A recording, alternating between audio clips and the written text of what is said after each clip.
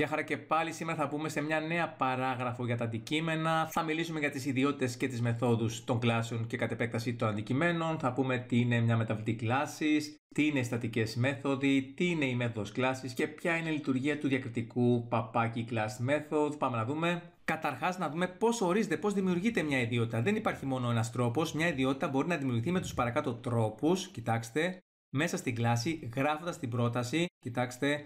Self.όνομα ίσον τιμή με το dot notation εδώ πέρα. Κοιτάξτε, δημιουργούμε τρεις ιδιότητες. Self.height ίσον height, Self.iceColors ίσον iceColors, Self.weight ίσον weight. Ωραία. Φτιάξαμε τρεις ιδιότητες. Η ιδιότητα που δημιουργείται αφορά ολόκληρη την κλάση. Ολόκληρη την κλάση person εδώ πέρα. Δημιουργώ ένα αντικείμενο της κλάσης person με το όνομα Takis με τις τιμές 1.86 blue και 80. Και μπορώ να δημιουργήσω και έξω από την κλάση μια ιδιότητα, κοιτάξτε, Takis.hair ίσον brown. Τα μαλλιά του Taki, του αντικειμένου, είναι καστανά.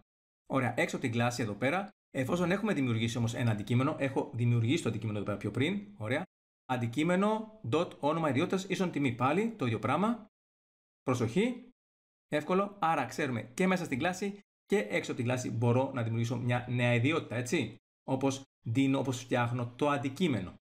Τώρα, αυτή η ιδιότητα εκτός κλάσης αναφέρεται μόνο στο συγκεκριμένο αντικείμενο, μόνο στο Taki, έτσι. Οπότε μπορώ να εμφανίσω Takis.hair, το χρώμα μαλλιών που έχει ο Takis, έτσι. Τώρα, ένα συχνό ερώτημα στα αντικείμενα: πώς μπορούμε να έχουμε πρόσβαση στις ιδιότητες των αντικειμένων? Πολύ εύκολο. Για να έχουμε πρόσβαση στις ιδιότητες των αντικειμένων που δημιουργήσαμε, χρησιμοποιούμε τον συμβολισμό dot notation, αυτό που κάναμε, δηλαδή όνομα αντικειμένου dot ιδιότητα. Κλασικά. Τώρα, δώστε μεγάλη προσοχή εδώ πέρα. Τι είναι μια μεταβλητή κλάση? Όχι μεταβλητή προγράμματος, αλλά μεταβλητή κλάση. Για παράδειγμα, έχω μια κλάση με το όνομα Καναρίνη. Μια μεταβλητή κλάση δημιουργείται αν τη δηλώσουμε. Κοιτάξτε, ορίσαμε μια κλάση με το όνομα Καναρίνη. Εδώ πέρα, ωραία. Αμέσως μετά τον ορισμό της κλάσης, στο εσωτερικό της, βάζουμε χρώμα ίσον κίτρινο. Αυτή είναι μια μεταβλητή κλάση. Ωραία. Και μετά κάνω τον κατασκευαστή με τις άλλες ιδιότητες για τα αντικείμενα που θα δημιουργήσω από την κλάση Καναρίνη, αρχικοποιώ self.όνομα ίσον όνομα, self.ηλικία ίσον ηλικία, πολύ ωραία. Και με τον κατασκευαστή της κλάσης δημιουργώ ένα αντικείμενο, το Πολίνα, με ιδιότητες Πολίνα το όνομα και ηλικία 2. Ωραία.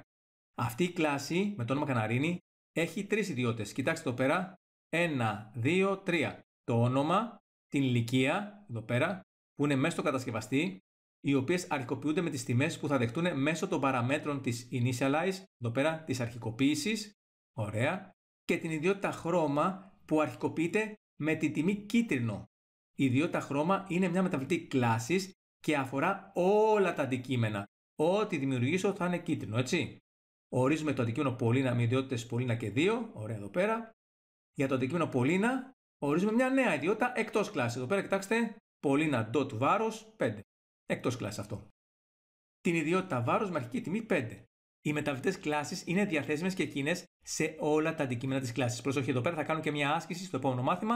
Προχωράμε και πάμε να καταλάβουμε τι είναι οι στατικές μέθοδοι. Στατική είναι η μέθοδος που όταν εκτελείται έχει πάντα το ίδιο αποτέλεσμα. Ανεξάρτητα ποιο αντικείμενο την καλεί, μοιάζει ως μια απλή συνάρτηση σαν αυτές που γνωρίζουμε, με τη διαφορά ότι έχει τοποθετηθεί μέσα σε μια κλάση. Μια μέθοδος ορίζεται ως στατική όταν πριν από αυτή γράψουμε add static method.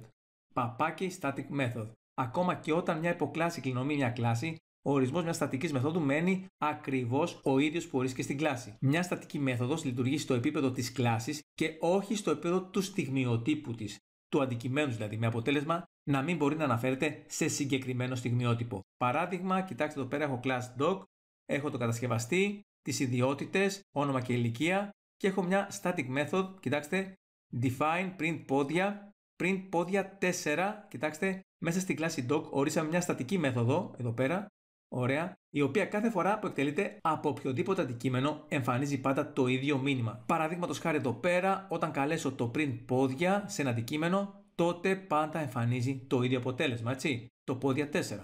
Αυτό, όταν εκτελείται έχει πάντα το ίδιο αποτέλεσμα, γι' αυτό και λέγεται στατική η μέθοδος. Και τέλος, δώστε πάρα πολύ προσοχή εδώ πέρα ποια είναι η λειτουργία του διακριτικού add class method ή το παπάκι class method. Το διακριτικό add class method μας επιτρέπει να χρησιμοποιήσουμε μία μέθοδο κλάσης. Προσοχή εδώ πέρα. Τι είναι όμως η μέθοδος κλάσης? Μια μέθοδος κλάσης λειτουργεί όπως μια στατική μέθοδος, με διαφορά ότι είναι κληρονομήσιμη. Δηλαδή, αν κληθεί από μια υποκλάση, οι ενέργειες που εκτελεί θα αφορά την υποκλάση. Παράδειγμα εδώ πέρα, κοιτάξτε, έχω μια κλάση dog, ωραία. Βάζω countDog 0, κοιτάξτε εδώ πέρα, είναι μια μεταβλητή κλάση σε αυτή η ιδιότητα και μετράει τον αριθμό των σκύλων. Μέσα στον κατασκευαστή των αντικειμένων έχουμε δύο ακόμα ιδιότητες, το όνομα και το ηλικία. Αρκοποιούμε με το όνομα και την ηλικία, κλασικά. Και μετά καλούμε από την κλάση .count = 1. Κοιτάξτε εδώ πέρα, η ιδιότητα της κλάσης countDog αυξάνεται κατά 1 όταν δημιουργώ ένα νέο στιγμιότυπο, ένα νέο αντικείμενο. Και με το παπάκι class method, εδώ πέρα τι κάνω, δημιουργώ ή αλλιώς ορίζω μια μέθοδο κλάσης στην getDocs, έχω το διακριτικό class method και μέσα ως παράμετρο περνάω τη δεσμευμένη λέξη CLS που εννοεί την κλάση που την καλεί. Κοιτάξτε, αυτή η μέθοδος επιστρέφει της κλάσης στην ιδιότητα countDog. Πόσα σκυλιά δημιούργησα. Το ξαναλέω πάλι, για τον ορισμό μιας μεθόδου κλάσης όπως είναι η getDocs, περνάμε ως παράμετρο τη δεσμευμένη λέξη CLS που εννοεί την κλάση που την καλεί. Εδώ πέρα έχουμε την κλάση σκύλος, dog. Μια μέθοδος κλάση λειτουργεί στο επίπεδο της κλάσης και όχι στο επίπεδο του στιγμιοτύπου τους. Κοιτάξτε το παράδειγμα, στην κλάση dog ορίσαμε μια μέθοδο κλάσης, η οποία κάθε φορά που εκτελείται επιστρέφει τον αριθμό των στιγμιοτύπων, πόσα αντικείμενα δημιούργησα. Δηλαδή, επιστρέφει τον αριθμό των στιγμιοτύπων που έχουν δημιουργηθεί από την κλάση dog. Η getDocs λειτουργεί στο επίπεδο της κλάσης, που σημαίνει ότι όταν καλείται από διαφορετικό αντικείμενο, δίνει και διαφορετικό αποτέλεσμα, έτσι. Διότι μπορεί να έχω δημιουργήσει πολλά στιγμιότυπα, πολλά αντικείμενα.